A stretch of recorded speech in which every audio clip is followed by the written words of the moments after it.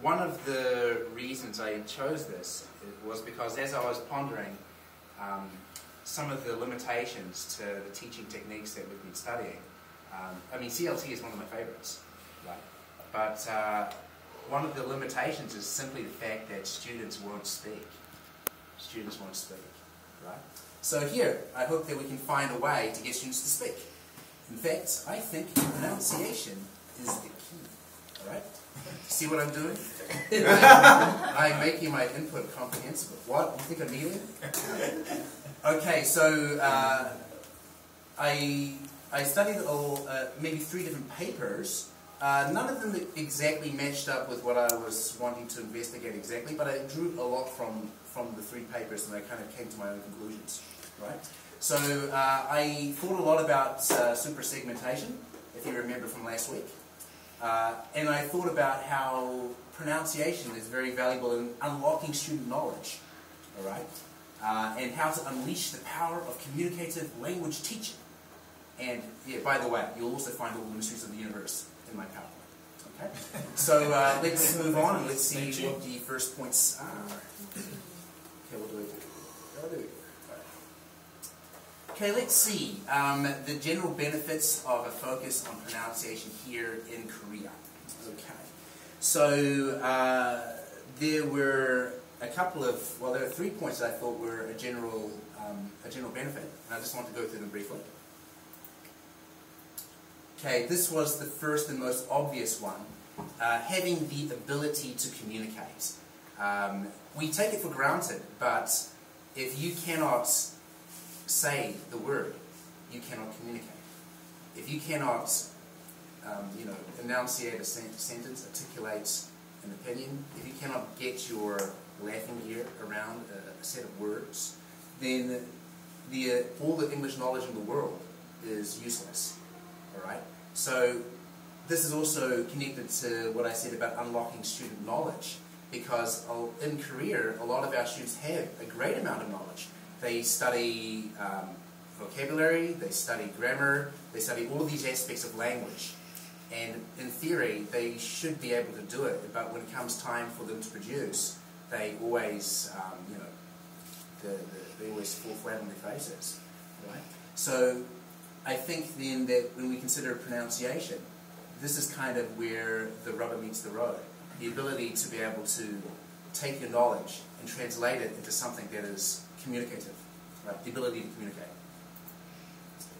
All right, I actually already mentioned that one. Unlocking pre-existing conceptual knowledge. Okay. Yeah, but not just that. Also, like I said, the linguistic schema, the linguistic knowledge that they have of English is quite, especially my students at the university level, they know a lot of this stuff. When I come to teach grammar, they've seen it before, been there, done that, right? But when it comes time for them to put it together, different story. Okay. The third point here, the confidence to practice. This one I think is very important, and I'll tell you the reason why. Because in CLT, we have to try to get students to participate. And without confidence, participation is very difficult. In fact, I like to think of it as a front-loaded struggle. Trying to get students involved and interacting with each other. Mike talked about motivation. And I actually really relate to what he was talking about. Getting students motivated and get involved. Let's see. And I was thinking about how we can get them to be motivated. Part of motivation is to provide a sense of confidence about what they're saying. Okay? So we'll see how that works in when we talk about the next part. Okay, let's have a look. Right. The problems with CLT in Korea. Okay. I think we've talked about this a little bit in previous weeks. Okay, I'm not going to throw the rugby ball out, so just relax. All right. So let's just get some quick suggestions about what you feel may be some limitations with CLT in Korea. Because I think you probably already know this. The fear of losing face. Fear of losing face, that's definitely one. Not wanting to stand out in the crowd. Not wanting to stand out in the crowd. right? So you see the idea of face. Why would this be a particular problem with CLT? Because it's communicative. You've got to talk for it to work. Yeah, you've got to talk for it to work. Okay. So let's see. So what I was thinking as I was reading these articles and thinking about and reflecting on my own experience was not that students don't want to practice. I actually think students really enjoy interacting with each other. If you get a bunch of students together and tell them to chat in Korean, they'll do it just like that. Getting them to work together is not really that difficult. So when it comes time for them to speak English, you might wonder, why is it that they seem to be absent? Why is it that they can't seem to get together with a common goal and a common purpose? And as I was thinking about it, it seemed pretty clear to me from, just my own experience, but also from what I was reading, that students are intimidated by the very act of speaking. The very act of speaking.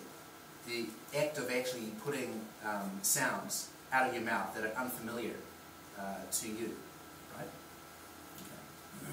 So that was one of the problems. A second problem was the lack of knowledge of segmental features of pronunciation. We heard a lot of different things about phonology from Evelyn, and I think a couple of other people might have touched upon that. And this overflows into poor execution of suprasegmental features, which is very important to the expression of identity, which we'll talk about in a little bit. And finally, one of the biggest problems with CLT is that there are cultural limitations associated with CLT. And one of those limitations is the fact that the EFL classroom is only one very small environment in which to be exposed to a new culture. In an ESL classroom, they would be immersed in a new culture. In fact, everything that they do is different in another culture. Whereas here, learning English as a foreign language, on the other hand, every time they walk out of the classroom, they're back into their old mode, their old way of doing things.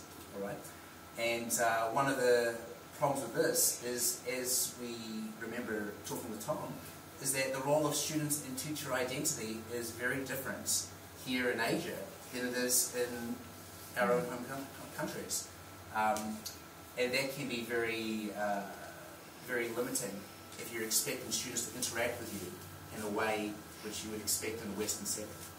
Right? Okay. Jeez, that time took me down first. Right. I thought I was going to. Oh, that's twice as fast as now. Did you temper this? All right. So voice and identity. This is connected to the idea of confidence. All right. A native speaker teaching model such as CLT creates a conflict of identity for students in EFL classrooms. What do I mean by a conflict of identity? Well, students have a certain idea about what they should do in a classroom. They have a certain persona that they put on when they walk into the room and sit down. The teachers that walk into a Korean classroom also have a certain persona and a way of thinking and doing things that they put on when they come into a classroom. When you start to tamper with that, you can create a certain identity conflict in which students don't know how to behave. Students do not know how to act. And it's new ground. If you're asking students to branch out into new areas, it can be very embarrassing. It can be very uncomfortable, right? So this is a sense in which students need to find their voice, and I mean this in two senses. Being able to find a new sense of identity in classroom interaction. This is kind of a cultural thing. If you want to interact in a different way, in a communicative way, you have to find an identity in which it's possible to communicate.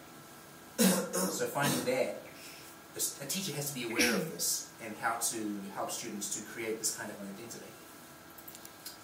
And secondly, on the more practical note, to use their actual voice to communicate. A lot of us don't think about this, but the actual words that we say and the way that we speak is a deep reflection of who we are. The accents that we have, the way that people perceive us, all of these things are tied to the sounds of our voice. So If students are unsure about how they sound, they feel unsure about themselves, right? And this is also a big challenge to getting students to participate. Okay, so as I was kind of pondering the problems that we were talking about, I was thinking of how I would design a syllabus to address this, right? And I thought that there were 3 features that I would focus on for my university students. Okay, the first thing that I researched was that the explanation of pronunciation must be explicit. Now, this is different from CLT technique, which usually tries to get everything learned inductively, right? But in the case of adult learners who are outside of the critical period, they cannot notice differences in pronunciation or phonemes by simple exposure. They must actually have it pointed out to them. And the only way you can point it out to them is by showing them the difference. Because you will not be able to show them the difference by just saying the words to them. And Matt, you said about how a lot of your students, I mean not Matt, Matt, yeah. You said that your students, still, even your advanced students had maybe 30% of them couldn't pick up the difference. And again, that could be just due to the fact that they're older students, they just can't hear the difference. They just can't hear the difference. If, on the other hand, you did some of the exercises we did last week and put something in their mouth, maybe they would actually physically notice the difference in a different way. It doesn't have to be an auditory method to notice the difference. You can use other methods to show that. So, in this sense, I would break from CLT tradition and actually explain pronunciation in an explicit manner. Okay, segmental pronunciation should be learned autonomously at a certain point. Okay, now I'm going to go to a short amount of time. We're nearly finished, right? So the idea is that with so many things crammed into a syllabus, you want to try to get as much of it out of the classroom as possible. And segmental features such as the pronunciation of words can be worked on their students' own time, right? So I would actually design it to be a homework, right? They can check their dictionaries, internet, whatever. And the super-segmental parts, I think, should be taught in class, and you would do it in this order: syllables, word stress, and then intonation and rhythm, building up from the small units to the larger units. This would give them the confidence to be able to communicate. Right. You started with like 13 minutes, you know that? Yes. Yeah, I know, because people want to get out of here. Yeah. Okay, but does anyone want to chuck in some questions? What makes you a better teacher? Make you a better teacher. Well, How? I think having a new syllabus will make me a better teacher. The way that this is going to make me a better teacher is because I feel like the students don't have the tools to actually speak. So I've been working hard to try to get them motivated, but they still can't do it. And this would probably be the biggest limiting factor on why my technique is not quite getting through. So I actually think that this is actually very key to my ability. Just adding this in. I'd like to hear more about how you devise a new personality, and if you meant for particular students in a particular classroom, you try to cultivate a personality there, or outside. But we can talk about this after class. I'll give you a 30-second answer. I don't think I would have to create a personality for the students, but I do think I should let the students be able to develop their personalities in a safe way. Yeah. You know? Yeah. That's. I mean, should they have? Is it about? It's about expressing breaking their existing one, or allowing them to create one that's it's about existing. It's about expressing their existing one without the fetters of the classroom restrictions that they have in their culture. Right, so they have a personality, but they can't express it because they feel like they cannot do that with the student relationship. That sounds equally difficult. It could be.